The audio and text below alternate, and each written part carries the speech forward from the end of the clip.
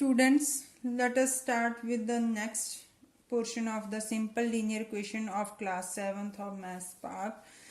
In this part, we will learn how to solve the linear equation, how to solve or how to find the value of x, y or z in a linear equation. First of all, we have to balance the linear equation. In 3 steps में हम किसी भी linear equation को balance कर सकते हैं. जैसे हम फर्स्ट इक्वेशन लेते हैं x माइनस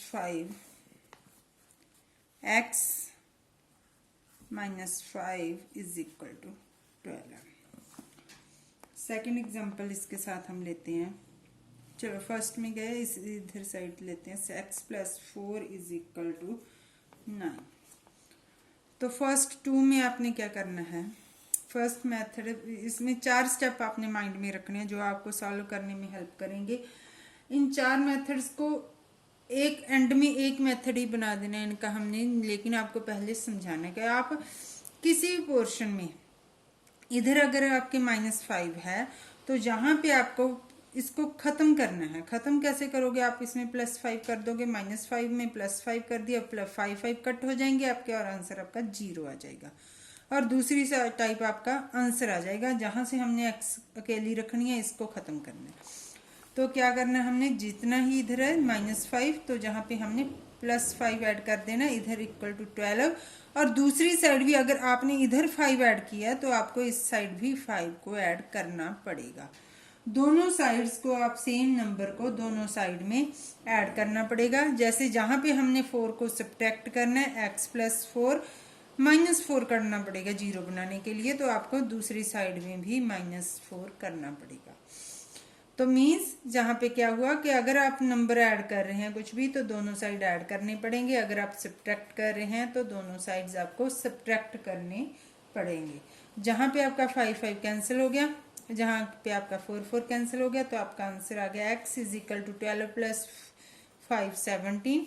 और जहां पे आपका आंसर आ गया x is equal to 5 minus 4 5 9 minus 4 5.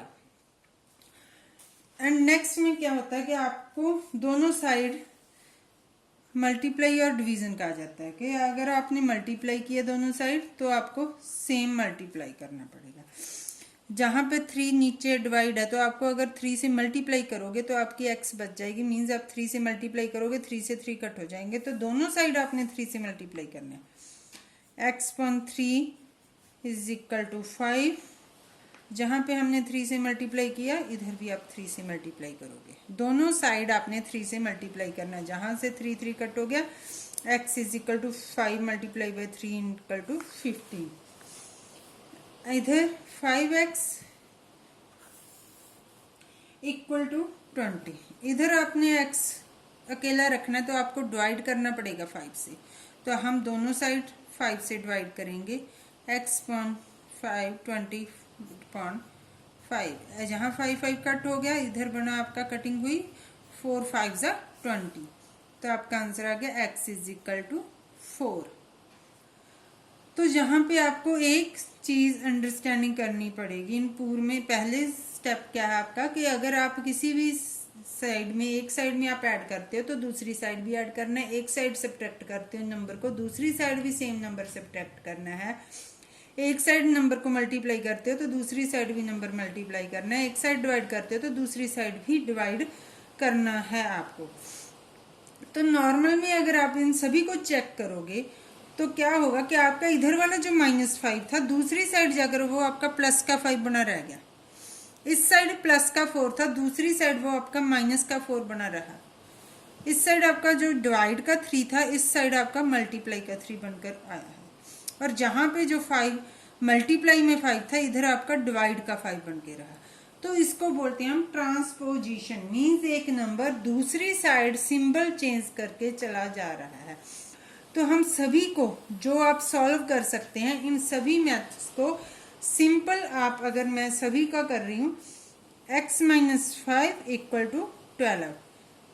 Add और सब्ट्रैक्ट करने की बजाय आप सीधा ही अगर हम इसको करें जे नंबर दूसरी साइड ले जाएं, इधर हमने x रखना है, इस नंबर को हमने दूसरी साइड लेकर जाना है, तो आपका सिंबल चेंज हो जाएगा। x is equal to 12 plus 5। सीधा आपका जे वाला स्टेप था जो जहां पे हमने प्लस माइनस करके किया, तो हम सीधा इस स्टेप पे पहुंच गए। x is equal to 12 plus 5 equal to 17। तो आपका आंसर आ गया x इज इक्वल टू 17। तो मीन्स अगर आप सीधा ऐड सब्ट्रैक्ट करने की बजाय वो स्टेप छोड़कर सीधा जाएं, तो नंबर हम जब भी ट्रांसपोज कर सकते हैं, इस नंबर को हम दूसरी साइड लेकर जा सकते हैं। तो माइनस वाला नंबर प्लस का बन जाएगा, प्लस वाला नंबर माइनस का बन जाएगा। जैसे हम इसमें करेंगे x plus 4 is equal to 9, तो 4 को हम इस साइड लेकर जाएंगे, हमने इस साइड अकेला x रखना है, तो x हमने इस साइड रखा, दूसरी साइड 9 प्लस का 4 था, तो हम क्या इसका माइनस का 4 करेंगे। तो नेक्स्ट में क्या हो जाएगा, x is equal to 9 minus 4 equal to 5। आपको कुछ ऐड नहीं करना, कुछ प्लस नहीं, आपने सीधा नंबर दूसरी साइड ले जाओगे तो उसका सिंबल चेंज कर कर ही लेकर जाना है। जहां पे हमने प्लस माइनस किया था, जहां पे अब हमने किया सिंपली किया कि 9 दूसरी साइड चला गया। इसी में भी इसी तरह करना है हमने कि x upon 3 is equal to 5। जहां पे 3 आपका डिवाइड है, अगर हम इसको दूसरी साइड लेकर जाएंगे तो ये मल्टीप्लाई का होकर जाएगा। तो हम क्या करते हैं, x इसी साइड रखते हैं और 3 दूसरी साइड लेकर जाते हैं। 3 जहां पे डिवाइड का था, तो इधर जाकर क्या हो गया, जो है मल्टीप्लाई बन गया 5 के साथ। तो आपका आंसर क्या आया, x इज इक्वल टू 15।